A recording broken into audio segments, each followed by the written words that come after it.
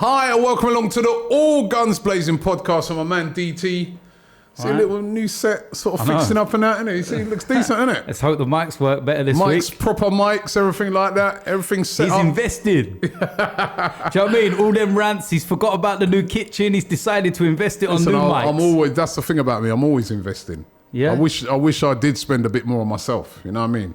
A bit more on yourself. Yeah, because I'm always investing. Says the man that was going out to holidays to Dubai and loving life. Where have you been? Where have I been? What was it? We had a game on. We had a game on when we was playing sport in Lisbon. My man was on the flipping Algarve or something. Yeah, no, went on a holiday. With his family and all that. And I went on a holiday. Up in, reached up to the game in a Lambo and all that, you know what I mean?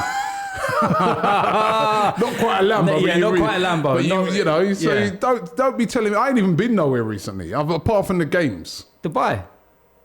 That was football. No, you went before to Dubai. That was last year. I've not been nowhere. Apart from the games, I've not really been nowhere. All right. So chill. All right. But anyway, listen, no football on at the moment. I know. Well, actually, no, that's not strictly true because you've got Nations League and stuff like that. Nah. And also, we had the Champions League final on the other day.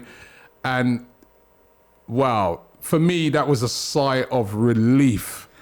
That they didn't win it. I wasn't. You know what? The funny thing is that I saw you after the game. You were going in. I didn't really overdo it. I don't care. I just did a little quick sort of thing where I was listening to You Never Walk Alone in the background. Do you know what? But I didn't go in because I just felt that, you know what? We were so poor in our final. Have we really got a right to go in hard? But I went in a bit. Because it's Spurs. And when we lost our Champions League final in 2006, this is 2 years after the Invincibles. Spurs were at them times finishing 20, 30 points behind us. They had absolutely no right in any way, shape or form to banter us losing the Champions League final. But they did. Spurs fans were going out and buying Barcelona shirts. I remember that. So, sorry, you're big rivals. But you went in hard. Yeah, I went in hard. Because they went in hard on me on Wednesday. So yeah, they did, got a man. bit, Trust me. You know what I mean? They got a bit of their own medicine. This is what football banter's all about. I've not forgotten the reality, which is at the moment, Spurs are a better team than us. Right? I don't forget that. But at any given moment, I've got a chance of ripping into them. I'm going to do it. And at the end of the day, the facts are that Spurs were losing a Champions League final for the whole 90 minutes. Because that goal was straight from kickoff. 33 seconds, only they could do that. They literally trailed a Champions League final from the whistle. Was that handball for you? Yes, under the new rules. His arm was in a unnatural position. Yeah, that's what I would say. I was arguing with my brother yesterday. I was saying the same thing. I go, listen, his arm's out here like that, right? Exactly. You see players nowadays, they've got their arms behind their back when they're in the area. Because of the new rules. And he's got his arm longed out like that. At the end of the day, Spurs got the benefit of the doubt in the semi-final with Llorente scoring a goal, which kind of rolled down his arm and stuff. It's the way it is. Yeah. Never mind. Unlucky. You know, and you know the best bit about it. They missed a big opportunity to win the final because Liverpool were poor. They were poor. They looked tired. And again, this was the issue that I said to you that Arsenal and both Chelsea faced. Chelsea had it easy in a sense that we gave it to them. We just opened up like a tin of beans and it was easy. But you notice that 2 week break that everyone had from the end of the season. Yeah. Everyone looked flat, lethargic. It's difficult to get your levels back up to that peak. You know, and it was tough. But I was watching the game in a pub, right? And I was full of Tottenham fans and Liverpool fans. And the Liverpool fans who all knew who I was and the Spurs fans, it was all quite light-hearted. But I was thinking, please don't let Spurs win this, not while I'm in here. Now, I'm not going to name the venue because they were a bit cheapskate, yeah? They went and put the game on a live stream. Right, and it was on the big screens and everything else. Because they were screening that live on YouTube, weren't they? So there was a lag by about 30 seconds or so. I decided when it was going towards injury time to go on to Twitter and keep refreshing my feed to see what was going on. I then realised that Origi had scored. On the screens in the pub, it was showing Liverpool had a corner. I start shouting in the middle of the pub, 2-0, 2-0. Everyone's like, what are you on about? I said, 2-0's coming, watch. Divock Origi's going to score. Watch, you're going to see. Nostradamus. They took the corner. The ball gets headed out and everyone's like, shut up. And then it goes out wide to Origi and he buries it. And I'm standing there like, we said, Liverpool fans are going mad. Spurs fans are going ballistic. And listen, it is what it is. At the end of the day, like I said, we haven't forgotten the fact that Spurs are better than us at the moment. But any chance you've got to banter them? Listen, we could not have lived with it if they'd have won it. Even yesterday, right? I was walking... It was yesterday, the day before, I was walking up to the office, right? And, you know, obviously our office is near Trafalgar Square. And, you know, because Donald Trump has been doing his visits, and there was loads of all these TV vans, everything, right? So I walked past one of them, and one of them, obviously, the guy who's like one of the camera guys or whatever, he goes to me, yeah. He goes, Tottenham, So I said, yeah, Tottenham. I said, what are you here for? I go, yeah, for your winning parade. And he just went quiet. You know what I mean? I go, oh yeah, to see Trump. Just quiet, man. No parade at all. And if they would have won that, we'd never heard the end of it. No, plus our bragging rights would be gone. Because obviously we talk about winning titles. We talk about, you know, all we in would the have past. lost everything. We'd have lost everything. They would have won that before us. And I think, you know, it's a sign that we got to step up, man. Yeah, we have really got to step up. I mean... We have to. But you know what? This is the thing, right? When Tottenham moved into their new stadium, I turned around and said they're going to realise the problems that Arsenal had with players that are going to want to leave and everything. Already, Christian Eriksen's now saying he wants to leave. And I put a tweet out last night and I said, credit where it's due. When Eriksen joined Spurs, you know, in, I think it was 2013, Spurs had not won a trophy since 2008. 6 years later, he's done that great. They've still not won a trophy since 2008. So at the end of the day, this is what they're going to realise now. That they're going to have players that are going to want to move on. But then the differences between them and us is that they'll be able to sell Eriksen for a load of money. He's only got a year left on his contract. He's still not going to walk away for free like Aaron Ramsey, though, is he? No, well, it depends if a club turns... Because buying clubs could now look at it and say, nah, I ain't going to go and spend 30-odd million on a player that's got a year left. Leave him there for a year, and we'll come and get him in a year's time. He's still got good age. But they've got other assets, haven't they? Yes, they've got other assets. Yes, they've got assets that, if they run into problems, they can sell. We ain't got... I mean... We haven't now. Did you see, right? I done a video a couple of days ago, right? And this ain't a plug or anything else, but you can watch it on my channel, right? Yeah, you can watch it on my channel. Mr. DT, right? You gotta make sure you're getting that. All right, get your plug. No. But what I'm saying... what I'm saying is that I asked the question, is Stan Kroenke the overall problem, the overriding big problem at Arsenal? And I don't think he is the problem. Listen to me before you start looking. You know what? Wait a minute. He's a part of the problem. All right. There's more people in. Let's get into that in a minute. But first of all, just before we do that, right? The guys from 888 have given us another little conundrum again, right? Another one of their, you know, they keep I want to see what videos. they're giving us this week. Right. So they sent us another one of their videos, right? Okay. I want you to watch this one. Look at this one. So, what, do you agree with that? Man United won't win the league for another decade. And let me throw into that us as well. Arsenal won't win the league for another decade. What do you think? What I will say is that I agree with that. Manchester United won't, because they're so far behind now. Manchester, but the difference is look at the they're mess far we're behind, in. No, but they can spend money. They can spend money, but look how much they've spent already. They've thrown it away. They've wasted it. Solskjaer is not the man for the job. I'm telling you, Solskjaer will not last next season. I don't think he will either, actually. I'm telling you, they keep getting it wrong. And what they're doing is that Solskjaer will now bring in his own signings. Then in 6-7 months, when it's all going wrong, they'll bring a new manager in who will look at those signings and go, well, I don't want him or him or him. And why did we sell X, Y, and Z? Because I would have used them and I wanted them. And it's a constant rebuild. It's a cycle over and over and over. Okay. Man United, right? I think they could win it in the next decade because of the amount of money they're going to spend. Listen, they've only finished above Arsenal once in the last 6 years. And True. we've been poor. So it shows the levels that they are. We're both Europa League teams right now. Fact. Man United have a long way. Yes, the thing that Arsenal and Manchester United have is the stature. All right, let me ask you this then. You know, the 888 guys didn't put this one. And by the way, if you want to watch that full video, the link's going to be in the description. So jump into that link in the description for that video on 888 Sport. Will Arsenal win it? No. In the next decade. Not unless we start actually doing something proper. This is the argument that I had, right? And this is what I was trying to explain. Yeah, give me your defence of Stan Kroenke. It's not a defence of Stan Kroenke. It's that he's not 100%,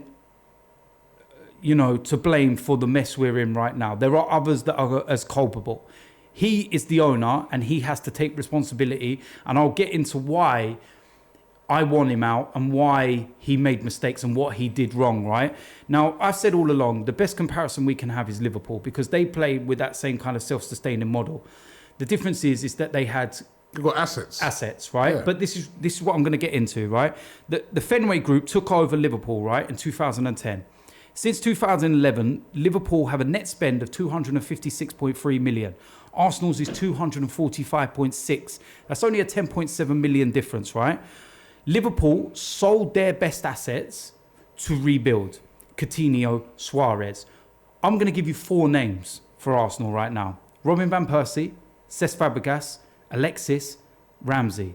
4 players that we sold or let go for free for around £50 million. Combined. Yep. 50 million.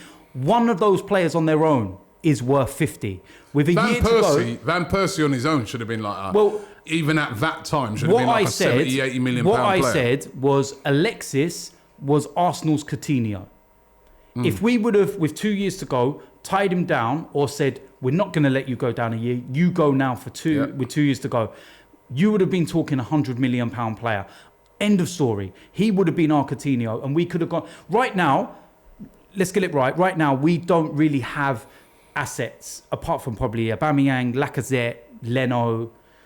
maybe Torreira, those type of players where you haven't paid a lot outlay. So we're not talking about right now. We know that we've got to rebuild again to get to that cycle. My biggest problem is that what Stan Kroenke did wrong was he let Ivan Gazidis and Arsene Wenger have full reins of everything. He said, I'm not a football man. I don't know what's going on. If you believe this guy's worth that and this and the other, go for it. If you want to run this player's contract down to the final year, go for it. He should have been a proper owner and said, whoa, hold on a minute. That's an asset right there. But that's why he's to blame. Yes, I know. I'm not saying that he isn't. I'm saying it. But what my argument is Stan Kroenke's not 100% to blame. He's never going to be 100% to blame. But he's got to take, for me... of course he does. For me, he's got to take the majority of the blame. Because if you're running a company and you just allow people to run your company and run it badly, and you do nothing about it. I mean, even at times when everybody could see that Arsene Wenger was coming to the end, he still let him... Exactly. He let him do it. And the reason why he did that, because he was just happy getting into the top 4, making money. And that's why I explained in my video. He's paying the price now. Exactly. And that's what I'm saying. I think he's very culpable. The only time that Stan Kroenke has ever had any kind of... I wouldn't say so much him, but where he's turned around and actually acted like an owner was when he sent Josh to live in London for 6 months and say, right, what the fuck is going on down there? Go sort it out. And within 6 months, Josh went, this is a mess. Arsenal out the door. But it was too little too late. Another stat that I've got for you with Liverpool, right? Arsenal spent 975 million on player wages over 5 years. Liverpool spent 990. Again, mismanagement. These are the issues. Liverpool sales over the last few years, right?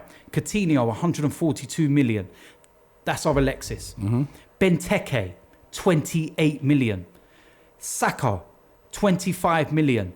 Danny Ings, 20 million. Solanke, 19 million pounds. Who they'd only just bought the season before. Jordan Ibe, 16. Danny Ward, 13. Joe Allen, 14. Total income, 277 million. That's why they could then go around and go, Virgil. That's how they could buy Van Dijk. Cool. Alisson, cool. But what we did was when we had when we had the assets to go, you know what, Alexis don't want to be here. Cool. 100 million. That's going to go and buy us a Van Dijk. That's going to go and buy us, we missed the boat. And I said to you in an interview at Man City last year, we're 5-6 years behind everyone again, because we've gone past that cycle. It's a new process. And Stan Kroenke has ridden through that process and not been the owner. He's not stepped up to do what he should have been doing. Even now, we're going into the transfer season. We haven't even got someone to look after transfers. No. Because they got rid of Mislintat. It's a mess. Right, so, you know what I mean?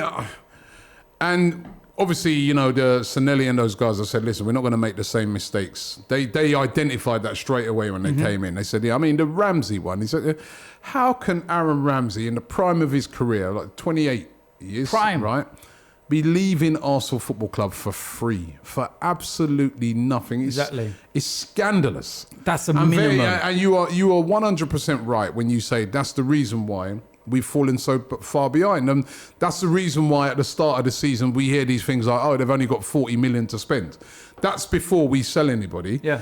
And that's been the reason why, because basically Liverpool have had more to spend because they've sold their players assets for money. Yeah, they've had assets to sell. What Liverpool did was that they were a very top-heavy side with Coutinho and that in there and stuff. And what they did was they said, right, we're going to get rid of him because he wants to go anywhere. It was very obvious that he wanted to go to Barcelona, and that's backfired on him because Liverpool gone on and won the Champions League, which is why he left them to go to Barcelona. Yeah. But what they did was they got rid of him, brought in other players in other areas, and they made an all-round squad instead of a top-heavy. And we look at their midfield, right? Milner, Henderson, Wijnaldum. You're talking 3 players, right, that if they were on the radar for Arsenal to be buying right now, there would be meltdowns. Who's this Wijnaldum guy from Newcastle? What a load of shit. Who's this Henderson guy from Sunderland? What a load of shit. Who's this James Milner? What a load. Do you know what I mean? But they're 3 hard-working, industrious guys who kind of do that work that's kind of unnoticed, shall we say. It's not the glitz and the glamour. They have a style of playing. Yeah. And see, the thing is, again, that's another problem with Arsenal. We don't have a style. At the moment, I don't know what Arsenal's style of play is. No, we never know. Right?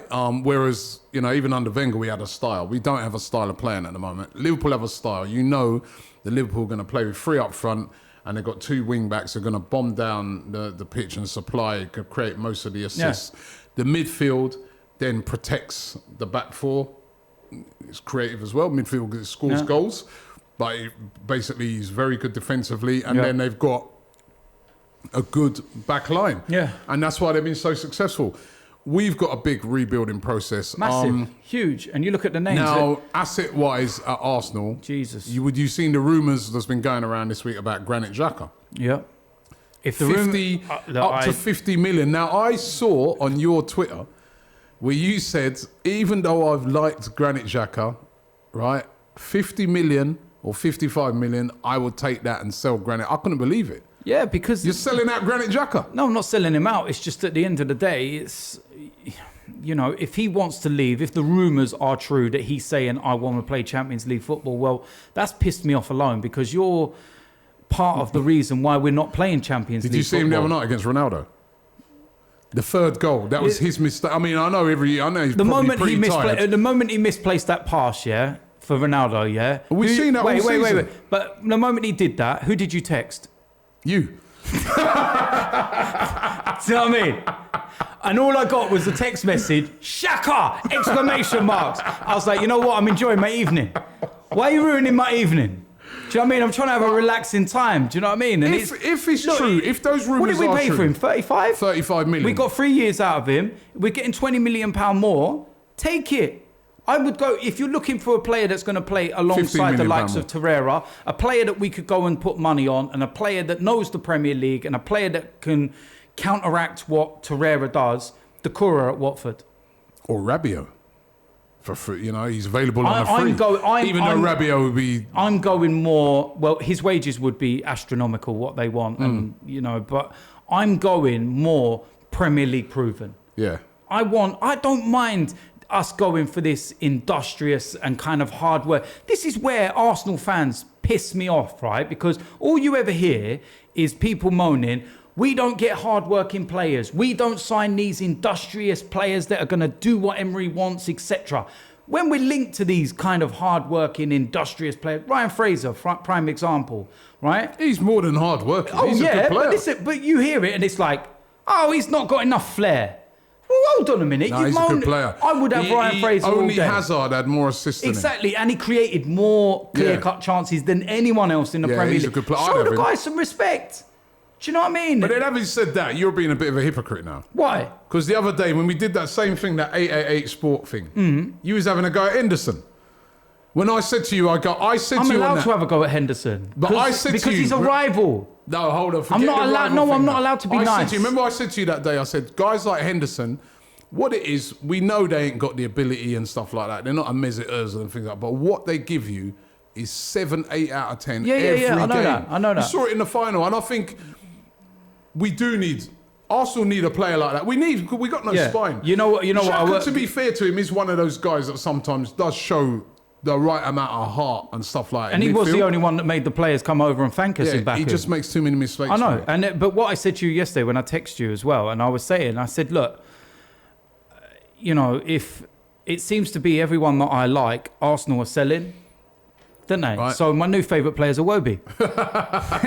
That's it now, it's done. Alex Iwobi. Listen, I think he's gone. I genuinely think he's gone. I think he's, from what I'm hearing... How much will we get for him? Probably peanuts, 20 million if we're that lucky. But we're going to have to bite the bullet. This is this is still part of the old regime that we're fixing. You've got to remember that. We've still got a lot to fix. Still got to replace Ozil though. Yes, I know we've got to replace him. I know we do. Can't replace him with 20 million?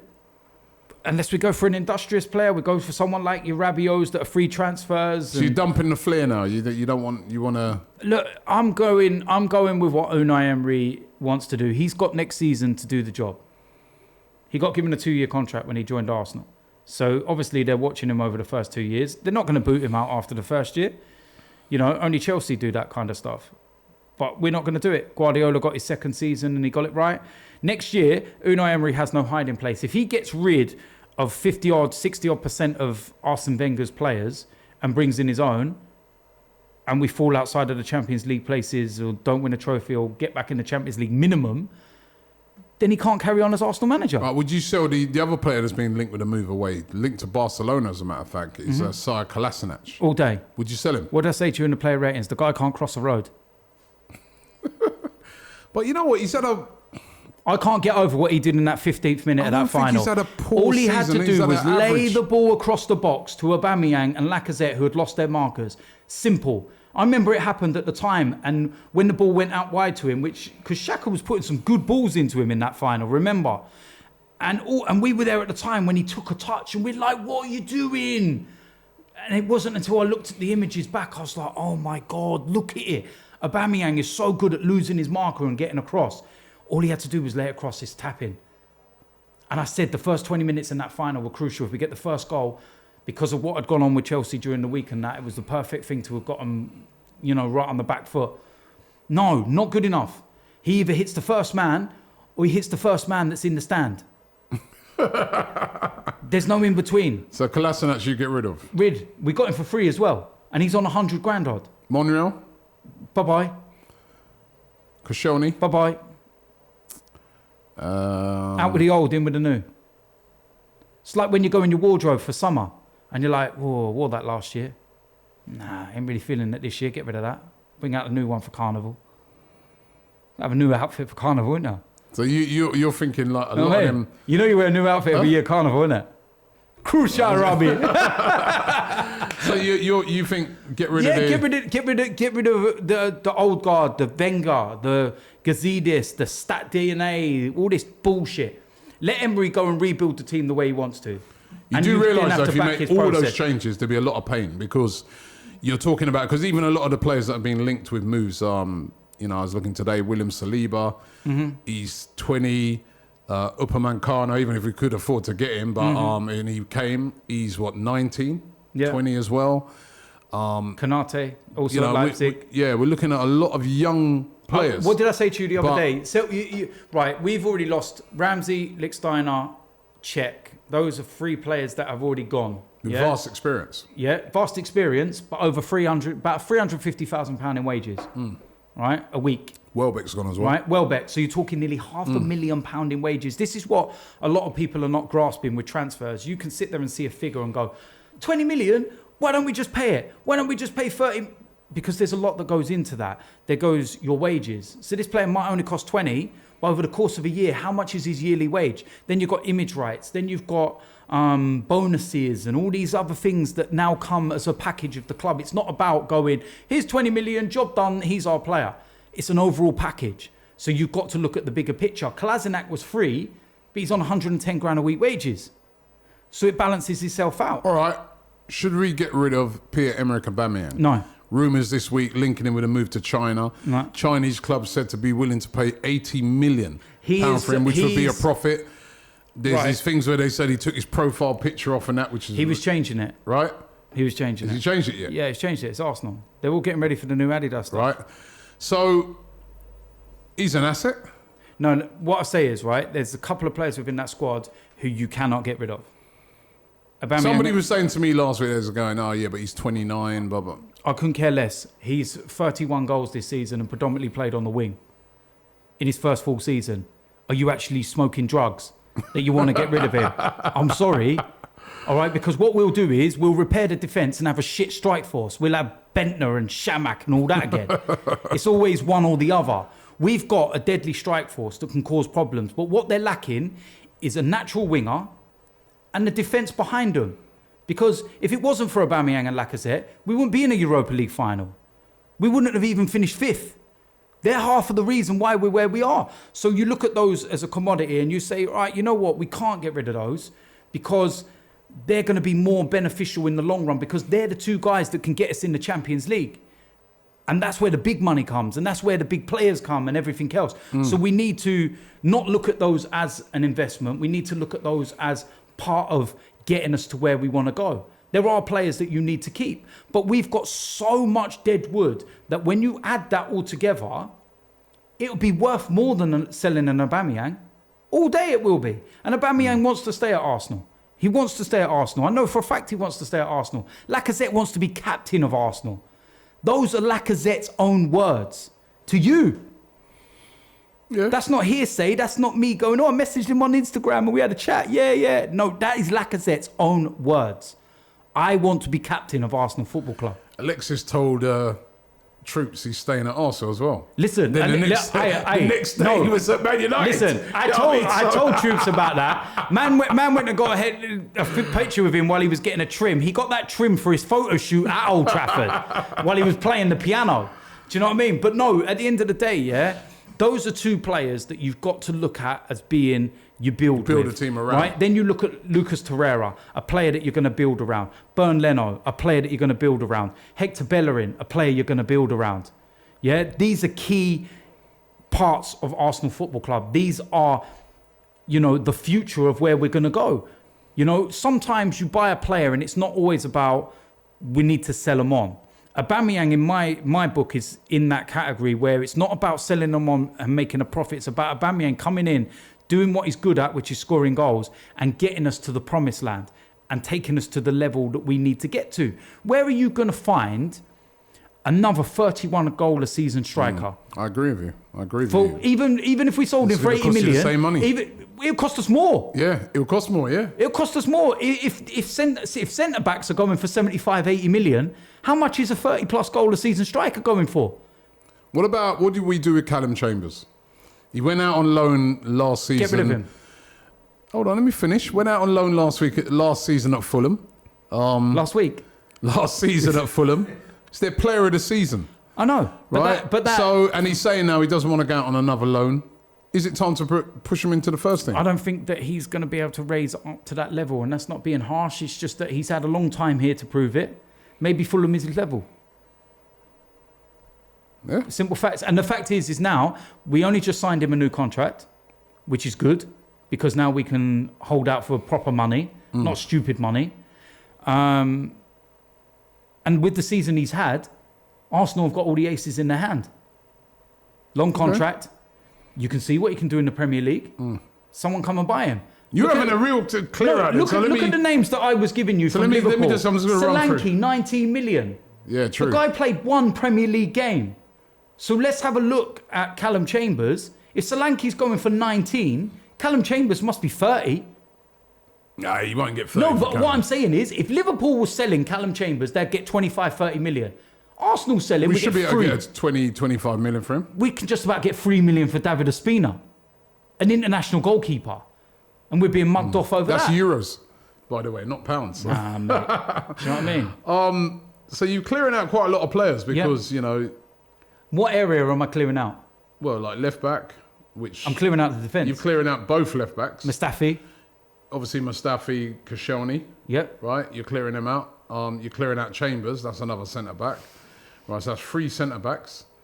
You're getting rid of Xhaka, so that's another one gone. You're getting rid of Özil.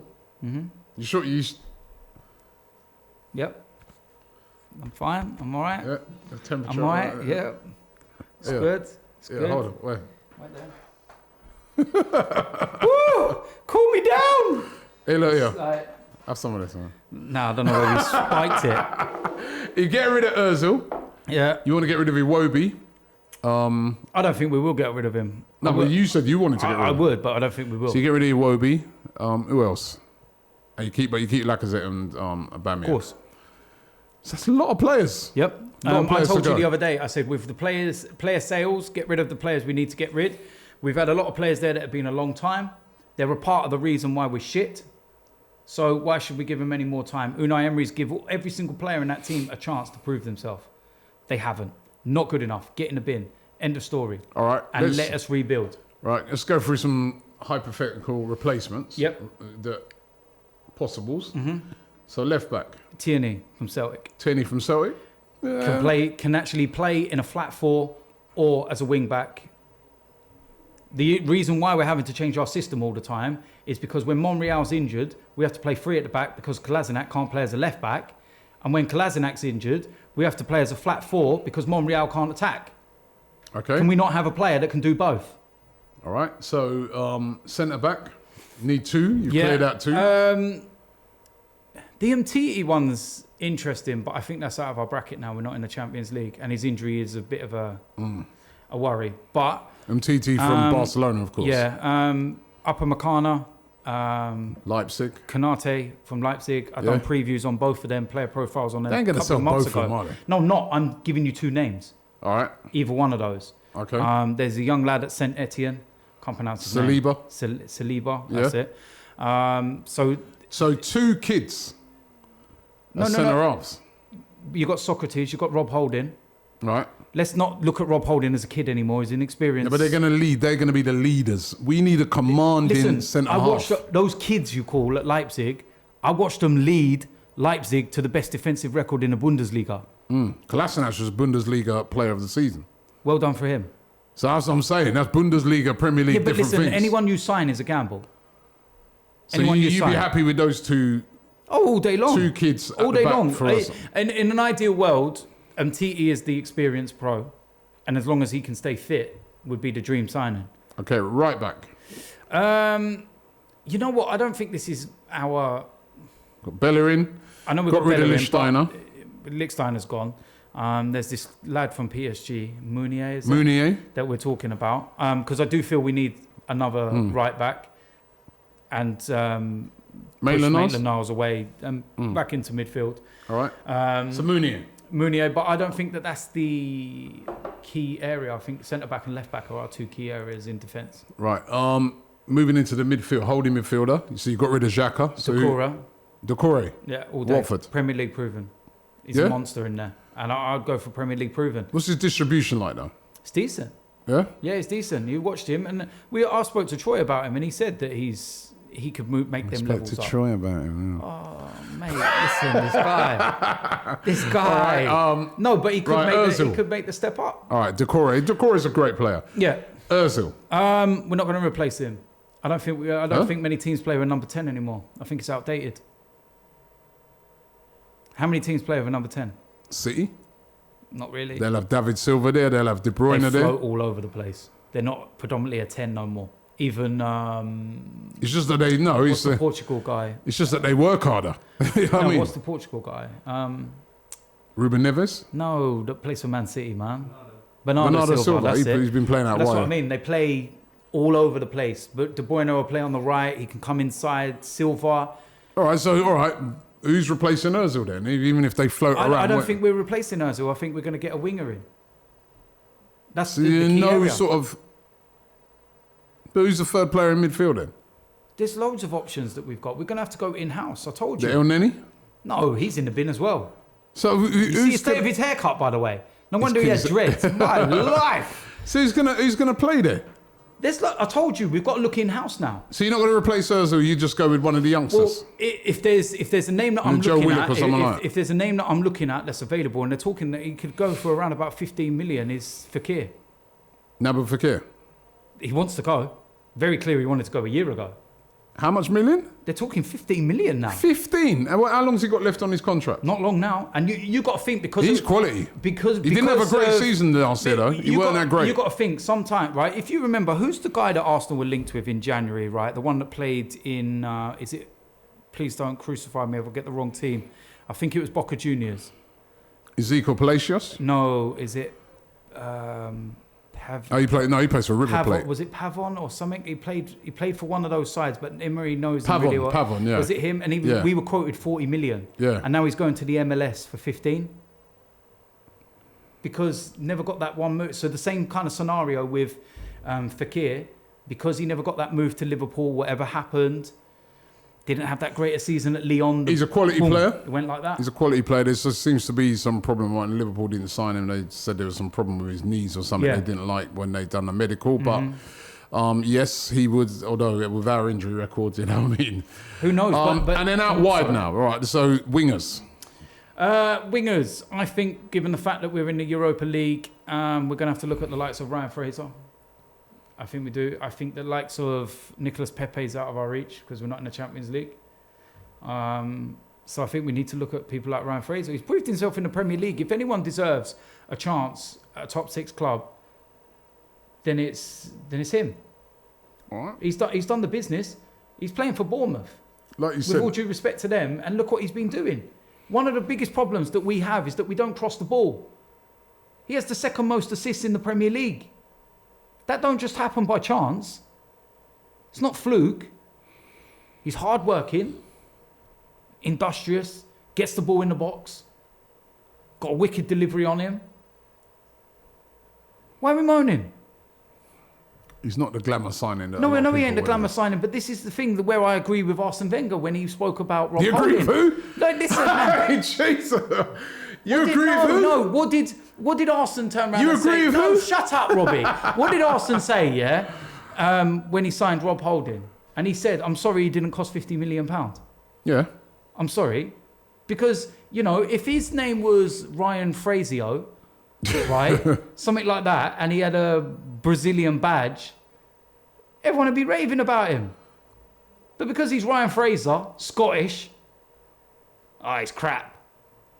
Remember the last Scottish guy that got signed for peanuts and come to the Premier League? Certain left back for Liverpool. Yeah. Show some respect for what he's actually done in the Premier League. So no, you've not really gone with any names there. You've gone with a lot of. No, because half of the problem is that we've had names, and what have they done? Go for the hard-working ones. Go for the players that are going to do and implement Unai Emery's plans, and then throw in the youngsters now as well. Go part of the Ajax model. We've got to do it. Yeah, Reece Nelson. Reece Nelson, Emil Smith-Rowe, Saka, Joe Willock. Yes, Joe Willock missed that chance in the final, but I saw him do more in 10 minutes than half of that team done in the previous 70. He picked the ball up and went, you know what? Fuck you. I'm driving at their defence. Their defence ain't all that. Let's do it. Let's go. He tried grabbing the game by the scruff of his neck. That's Joe Willock. And if you actually get out of your bubble and go and watch Joe Willock this season, you'll see how much he's improved as a player. Scoring goals for the under-23 all the time, scoring goals for the England internationals. Bringing those kids in and some of the signings and that you've suggested, is that going to be good enough to get us back into minimum top 4 next season? Why not? Tottenham signed no one and they got back in the Champions League and reached the final. But they're an existing good team. Yes, I know, but they still managed to get... Is that going to be enough? I don't think... Especially when you think about the other teams around us are going to be spending big. They're going to be buying players, right? Probably apart from Chelsea, right? It's going to be very difficult to get into that top 4. Chelsea ain't spending nothing. Is that going to be good? Is that going to be good enough to get back into the top 4? Yes, look at the Ajax model. And this is what I told you, right? 3 years ago, I watched Manchester United beat Ajax in a Europa League final. Yeah? Ajax stuck with the plan, which was play the kids, play the youngsters, and rebuild that way, and bring in some, not so big names and develop them, right?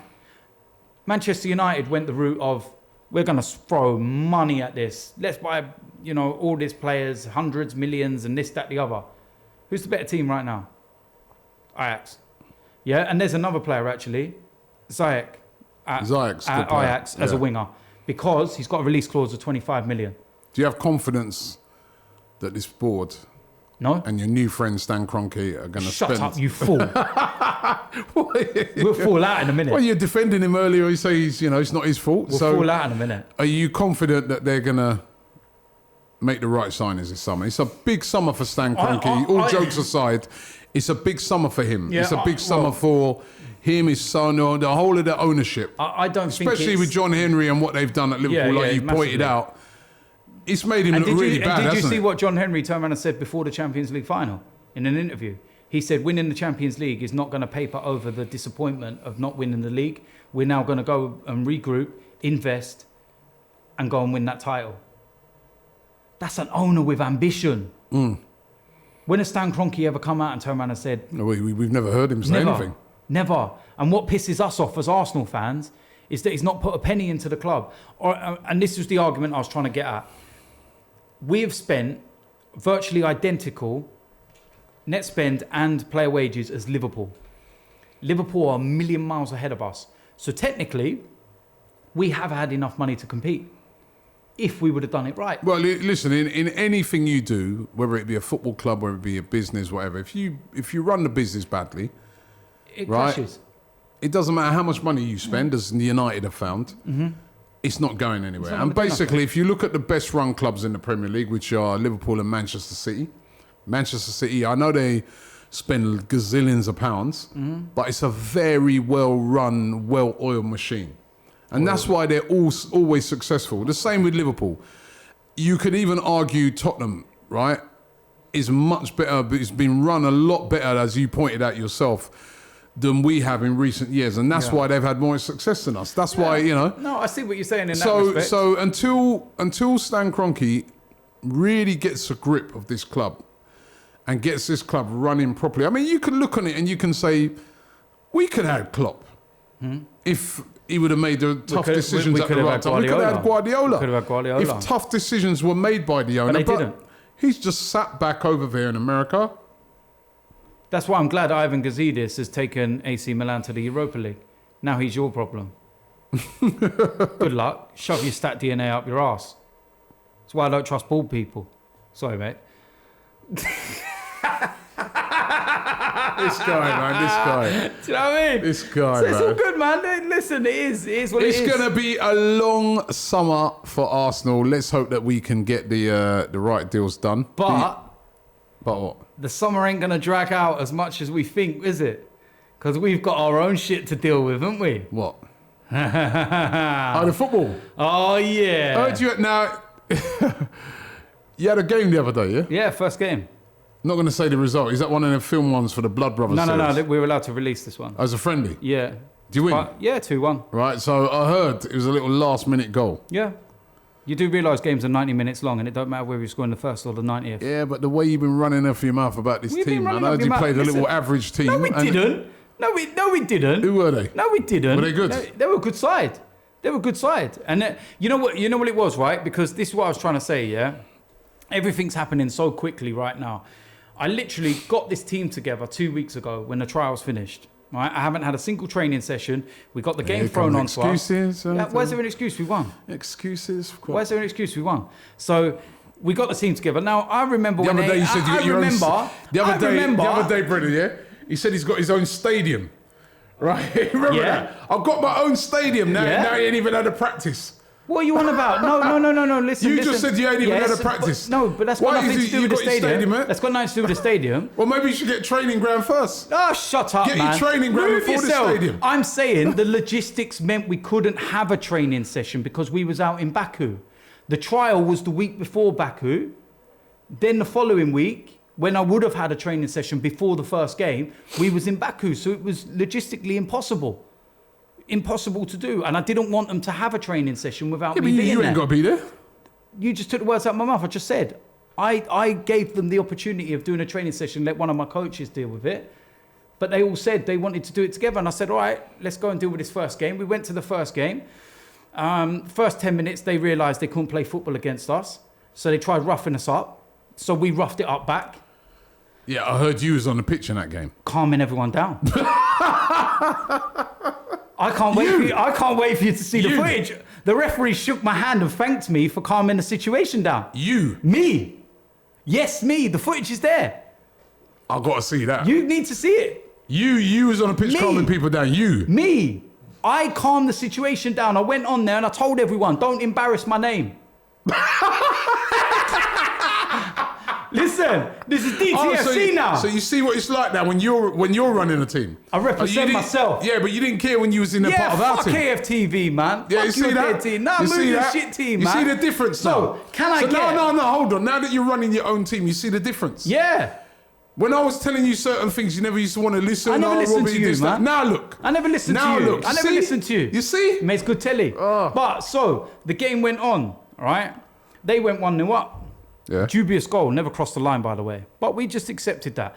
They were celebrating like they just won the World Cup. Before the game, their players were talking about this is the biggest game of their career and everything else. All game, I had their guys on the sideline like this with their Snapchat, Instagram, trying to get a reaction from me. DT. I shut a few of them up, a few little one-lines.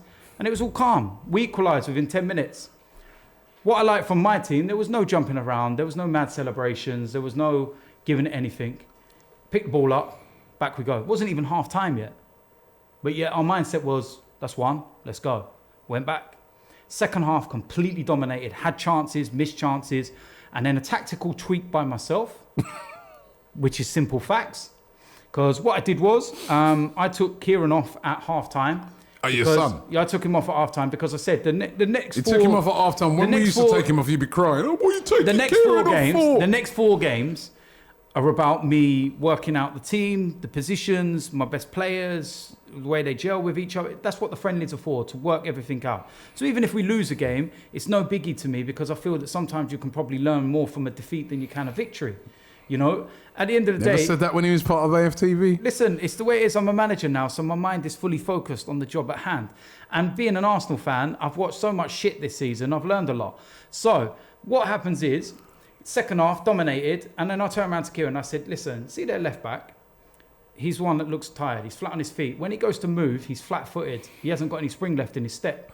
I said, go stand on his shoulder.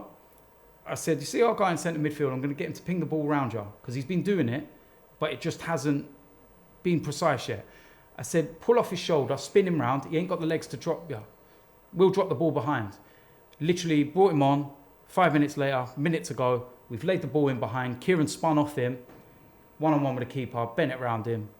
2-1. Tactical masterclass. Thank you very much. By the way, with Kieran, how's the boxing thing going? That's soon, isn't it? 3 weeks. That's coming up soon. Really good. You got me a ticket for that? I want to come, man. Yeah, you can come. I'll send you a link. Was it 29th? Huh? Buy it? Yeah. Well, you don't get no for free. So you're not even sorting me out for that? I might look after you. I might look after you. Listen to this guy, man. Buy it. Look at him. Buy it. Now, I'll sort you out. I'll make sure you're there. So you sure? Because I heard that Rance is looking good, man. He's in shape. Yeah, well Rance. done. So's Kieran. Best shape of his life. Don't get too overconfident. You saw Anthony Joshua the other day, No one's overconfident. You saw Joshua, Listen, there's a reason why. Yeah, I don't want Kieran rolling around like that, yeah? There's a reason why we haven't shared any videos. There's a reason why we haven't posted any videos of sparring or this, that, the other. What, because you got knocked out in sparring? Absolutely no chance. Because why then? Why not sharing nothing? We don't need to run our mouth and big ourselves up. We don't need to make YouTube videos and have our brother standing outside the ring with a WWE belt, making out you're the champion of the world. What are you, Heavy D? Why are you walking around with a belt for? Do you know what I mean? So I can't wait for this fight. We let these mans do the talking. Yeah, the people that know, you know who his trainer is. Do you really think that he would let him mug the gym off that he's training at? Is it? Oh, Alan. Yeah. I used to do a bit with him. We'll see. You see the mans that are rolling on that night. You see the people that he's got in his corner. He's in training camp. Hard. Sparring pro fighters, everything. Just watch and see. I've got all the confidence in the world. Whatever happens on the night, I'm not being confident. Remember the Anthony Joshua thing. What I will say is that whatever the result on that night, I'm proud of him. Yeah. So proud of him. At the end of the day, he's got his reasons. He stepped forward. I didn't want him to do it. He doesn't need to do it. but he's a grown man. He's 19 years old in July. And same age as a Papankana. You know what I mean? But, you know, at the end of the day, certain man's disrespected my family. Certain people crossed the line. He's stepped in. How old's Rance?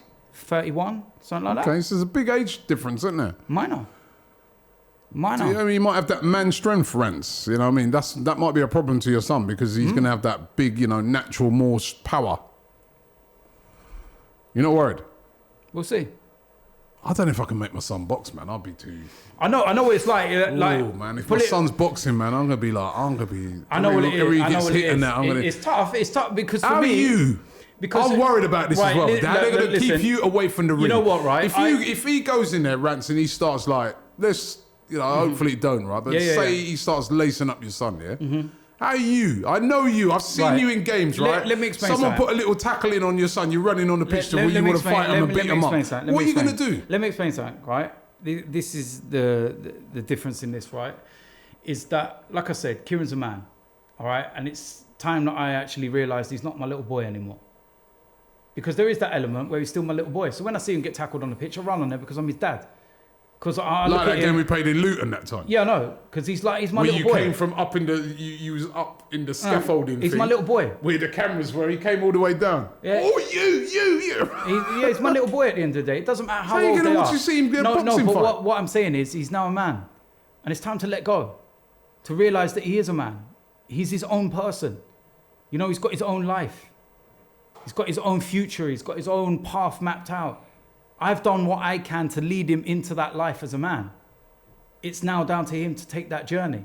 And if he needs my advice, what people don't realise, and this is what they're not seeing, I was very quiet after it was announced for about 3 weeks or so, 3-4 weeks. I've been kept quiet about it because I didn't want him to do it. I said, you don't need to fight my battles. I tried arranging this fight. Let me get this straight right now, right? And I don't mean to use the podcast to get this out here or whatever, right?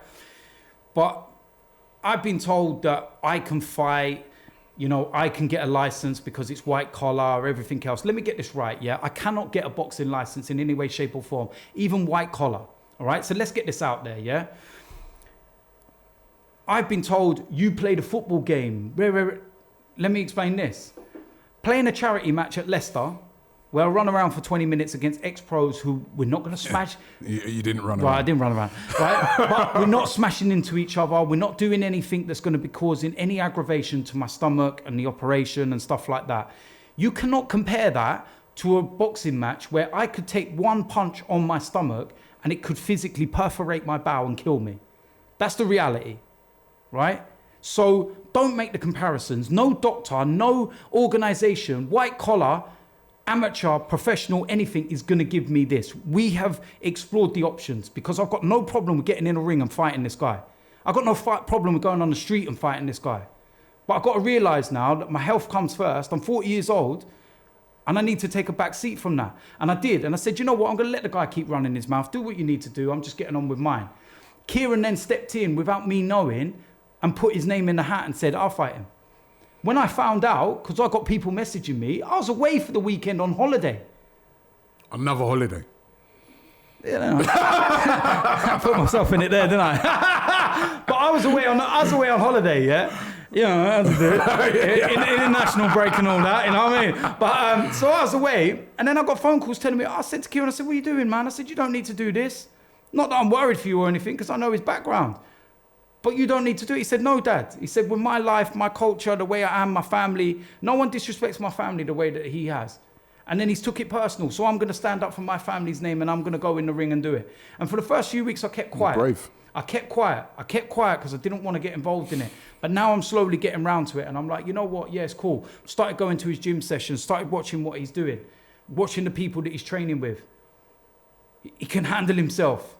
I got no qualms about that. Do you know what I mean? Oh, we're looking he's a grown man. What's the date of it again? So 29th of June at the O2 Arena. O2 Indigo. I can't wait. What time do you think they'll get on? Are they the main event or? Second down from the main event. The undercard. So the undercard. So, but I'm coming, man. I'm coming to that. There's loads of people involved. Kieran's got a whole heap of people coming. I've got a good team like behind Kieran. And I've also got a good team that are going to be keeping an eye on me through the night to make sure that I don't do anything. I'll keep an eye on you, don't worry. But we'll be fine. At the end of the day, you know what? At the end of it, like I said, Kieran's got nothing to lose. He's going in there to fight for his family's name, for his honour. And that's the lifestyle that his family is accustomed to from his background and a traveller background and stuff. Then that's the way they deal with it. You know what I mean? Not go on the streets, pull up knives and all that. We always talk about knife crime and that why can't people deal with it with ease no more? Good old-fashioned fist. You know what I mean? That's what he's doing. And he's going to walk away from there with his head held high, regardless of the result. Okay, well, we look forward to that. Listen, thanks for the podcast today. Yeah, man. It's a great... let us know as well. We'd really like you guys in the comments to let us know, number one, who should we get rid of? And number two, who should replace those players? Don't just put a list of players, I'll get rid of Mustafi, get rid of... I want you to put a list of players that replace any player that you say they should get rid of, all right? And also, don't forget, the link is in the description for that 888, what they were asking there. Will Manchester United win the league in the next decade? Will Arsenal as well? I want to ask that question. Can we win it again in the next decade? It seems strange to even be asking that question when you consider, you know, just over a decade ago, we were winning it on a regular basis. Could you imagine, just quickly, I'd say, when we won the league in 2004 and we were invincible, when the final whistle went against Leicester and we became invincible, if someone would have turned around to you then and said, fast forward to 2019 and you still want to win the league again. 15 years. Everyone would have turned around and laughed at them. Will they be laughing again in the next 10 years? Let us know. And thanks for watching the podcast. Don't forget, you can download it. The link is in the description for that as well. Download it on iTunes and all the normal formats. Thanks for watching. We'll be back next week.